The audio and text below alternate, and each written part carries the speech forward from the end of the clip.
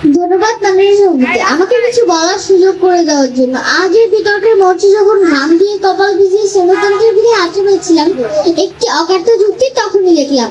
বিতর্ক প্রতিযোগিতা অন্য প্রতিষ্ঠানের প্রতিযোগী ইন্টারনেট করছে, তাদের প্রস্তাবনা সংক্ষিপ্ত তথ্য বা যুক্তি। সত্যি হাসি হাসি মনে হলো তাদের জিজ্ঞেস করে আগে এখানে যে সৃজনশীলতার বিকাশ বাধাগ্রস্ত হচ্ছে, তবে গাইড বইটা কোথায় শুনে মঞ্চে এসে প্রশ্নটা উত্থাপন করলাম। বিজ্ঞ প্রতিপক্ষ সকলে উত্তর দিয়ে যাবেন। আমরা বাঙালি বসতে পেলে ছুটে চাই, এটা আমাদের স্বভাব। আর এই শতকের অবাধ প্রযুক্তির উন্নয়নের মুখে শিক্ষার্থীরা তাদের পড়াশোনার ক্ষেত্রেও বেছে নিচ্ছে প্রযুক্তিকে। আচ্ছা বিজ্ঞ প্রতিপক্ষ, আমি যদি আপনাদের প্রশ্ন করি যে বাংলাদেশের একটি পশ্চিম পাঠক কারা, এখন আপনাদের সামনে একটি গাইড বই এবং একটি ইন্টারনেট স্মার্টফোন রেখে দিন, তাহলে আপনারা নিশ্চয়ই গাইড বই থেকে আপনারা এই স্মার্টফোনের দিকে হাত বাড়াবেন, কারণ নিজের ভালো পাগলের বোঝো। এরপর যদি আপনারা আবারও গাইড বইকে দায়ী করেন, তাহলে আপনাদের আমার বলতে ইচ্ছে করছে যে তুমি আমার কাছে কান দিও না, মন দিও, পারলে একটু মাথাও দিও। শুধু কি তাই বিজ্ঞ প্রতিপক্ষ? একজন শিক্ষার্থী দিনের প্রায় 30-40% সময় ব্যয় করছে ফেসবুক, ইনস্টাগ্রাম ও টিকটকে, যার ফলে কমে যাচ্ছে তার অনুশীলনের হার। আর এসবই হচ্ছে প্রযুক্তি নির্ভর মানসিকতার জন্য।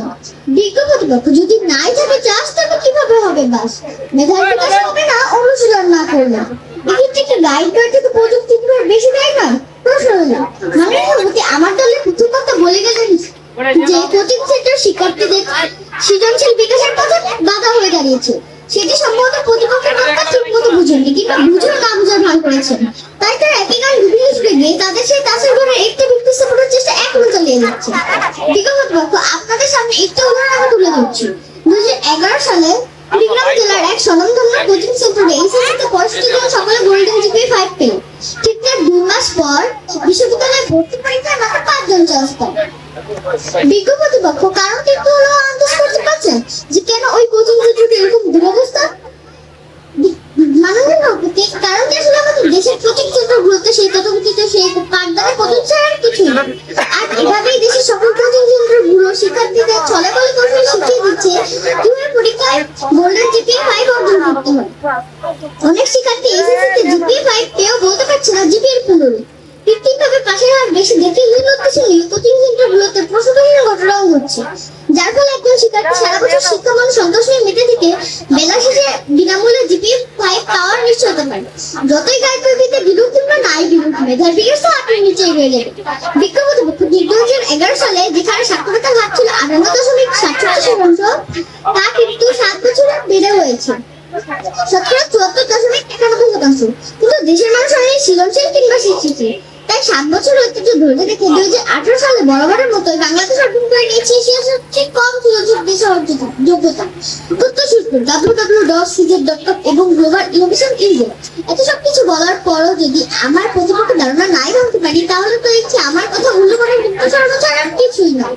বিজ্ঞ প্রতিপক্ষ, গ্রামের অধিকাংশ শিক্ষার্থী জানে পাওয়ার বাটন একদিকে কম্পিউটার চালু হয়, তবে বাস্তবে পাওয়ার বাটন কোথায় থাকে তাই তারা জানে না।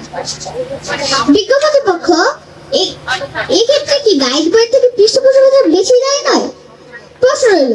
আশা করি তৃতীয় বক্তা বিষয়টি স্পষ্ট করে দিয়ে যাবেন। মাননীয় সভাপতি, হঠাৎই কেন জানি মনে পড়ে গেল কবি সুধীরলাল বসুর সেই বিখ্যাত চরণ চারটা, বিশ্বজোড়া পাঠশালা বোর্ড সবার আমি ছাত্র, নানানভাবে নতুন জিনিস শিখছি দিবার আগে। হ্যাঁ মাননীয় সভাপতি, সকলের মুখস্থ থাকলেও কয়েকজন শিক্ষার্থীর মর্মার্থ বোঝে, আর তাই সাক্ষরতার হার কমে গেছে এবং সৃজনশীলতা বাধাগ্রস্ত হচ্ছে। গ্রামে শহরে অধিকাংশ বিদ্যালয় ক্রমাগত হারিয়ে যাচ্ছে। সুষ্ঠু হলো সৃজনশীলতার বিকাশ। শিক্ষার্থীরা 71 বাংলার কথা জানে ঠিকই, তবে চেতনাকে ধারণ করতে অক্ষম তারা। তাই শিক্ষার্থীদের জ্ঞান ও জানার পরিধি রয়ে গেছে একটি ঘরের মতো তালাবদ্ধ।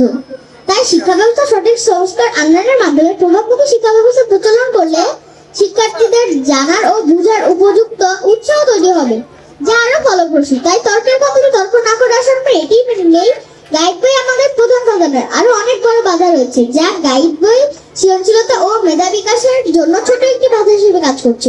ধন্যবাদ মাননীয় সভাপতি, ধন্যবাদ সকলকে।